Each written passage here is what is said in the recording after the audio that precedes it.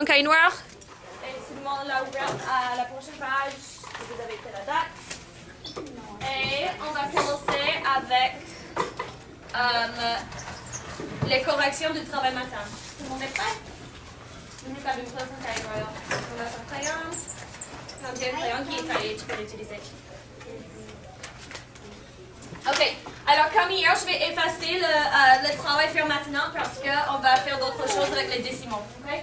Donc, je vais effacer ça, vous n'êtes pas obligé de l'avoir dans les cahiers, vous êtes obligé d'avoir ce que je vais écrire maintenant.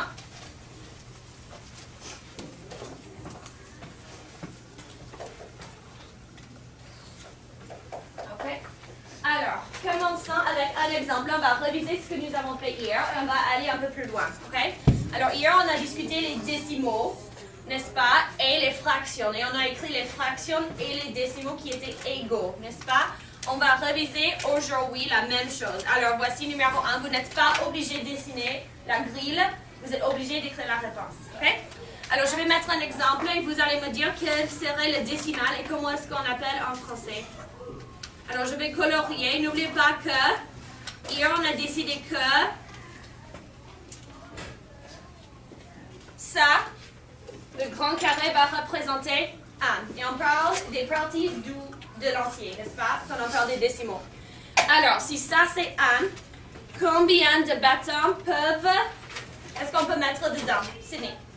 10. Alors, dans ma fraction ici, quel sera le dénominateur dans le numéro 1?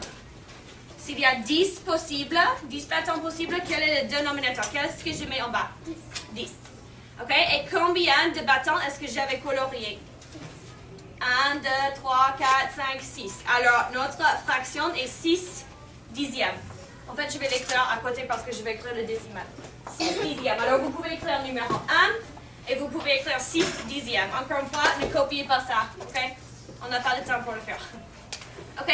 6 dixièmes. Comment est-ce que cela s'écrit comme décimal? Qu'est-ce qu'il me faut d'abord, Isabelle? 0. Un 0. Et puis, qu'est-ce que je mets après? Le point où on appelle aussi le décimal. Et puis après, 6, pour représenter 6 dixièmes, n'est-ce pas? Très bien, ok? Essayons un autre exemple pour numéro 2. Je vais maintenant mettre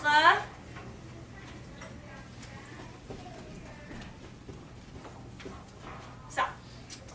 Alors, encore une fois, si l'entier est un carré, un grand carré, combien de parties sont possibles ici? Tony. Bonjour. Combien sont possibles dedans? 100. Dans tout le carré, il y en a 100. Ne pas 100 cubes. Alors, qu'est-ce que je mets en bas de la fraction? 100, n'est-ce pas? OK. Alors, je mets 100. Et combien de carrés est-ce que j'avais colorié? 1, 2, 3, 4, 5, 6. Alors, qu'est-ce que je mets en haut? Qu'est-ce que je mets comme numérateur? 6. OK, alors 6 centièmes. Comment est-ce que cela s'écrit comme décimal? Comment est-ce qu'on le fait? Stony, tu veux le faire? Oui. Qu'est-ce qu'il faut faire d'abord? 0. 0.06. 0,6. Très bien. Et ça représente 6 centièmes. OK, maintenant, pour comparer entre numéro 1 et numéro 2, regardez les dessins. Regardez les carrés qui sont coloriés. Quel décimal est plus grand? Ça veut dire quel décimal a plus de carrés coloriés? Lequel est plus grand? Lucie. Le premier. Le premier, et comment est-ce que ça s'appelle?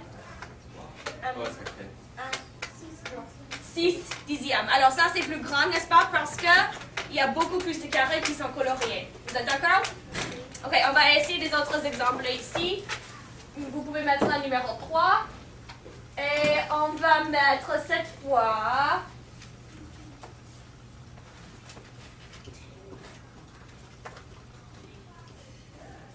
tout ça, les sont coloriés. OK. Maintenant, qu'est-ce que je fais?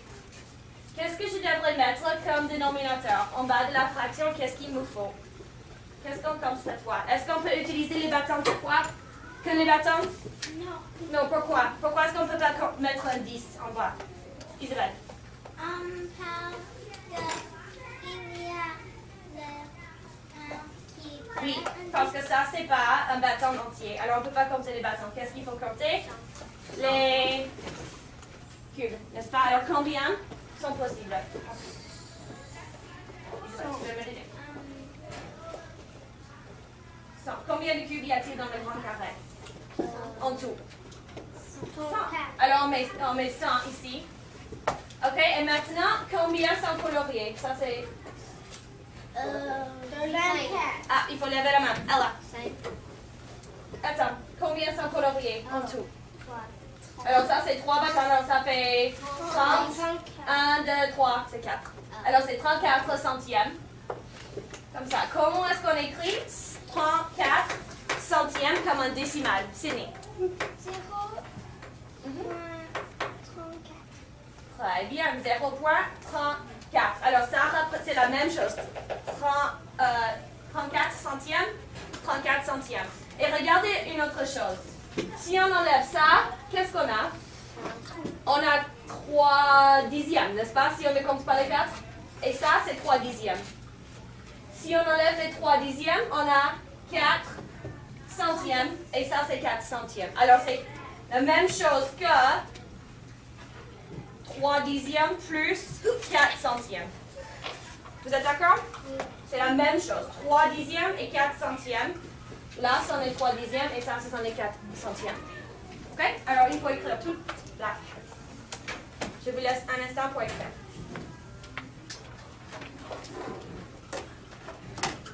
Puisque vous écrivez, je vais mettre le prochain exemple.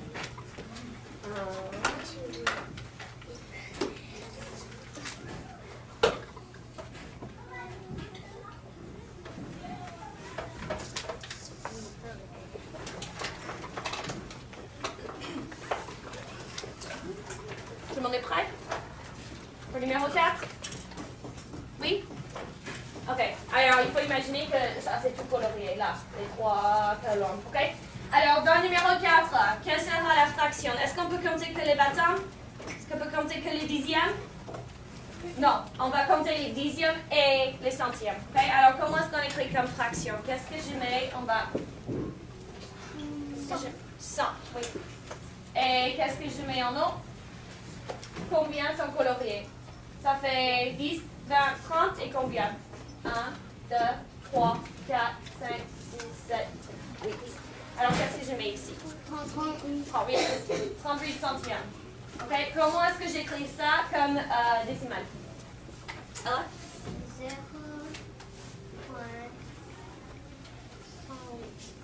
Très bien, 38 centièmes. Et comment est-ce que tu peux diviser maintenant entre...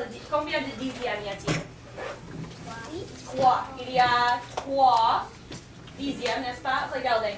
1, 2, 3. Ça veut dire 3 bâtons, n'est-ce pas? 3 dixièmes. Et combien de centièmes y a-t-il? 8. N'est-ce pas? Tout le monde est d'accord? 1, 2, 3, 4, 5, 6, 7, 8. 8 cubes. OK? 8 centièmes. Très bien. OK. Encore une question. Entre le numéro 3, ce décimal-là, et le numéro 4, ce décimal-là, lequel est le plus grand? Lequel est le plus grand? Simonka. Numéro 4. Numéro 4, alors 38 centièmes. Pourquoi est-ce que c'est plus grand que 34 centièmes? Parce que 8 est Très bien, parce qu'il y a plus de carrés qui sont coloriés, n'est-ce pas, dans la fraction. Fait, tout le monde est d'accord? Tout le monde a fini? 1, 2, 3 et 4 dans les cahiers? OK. J'ai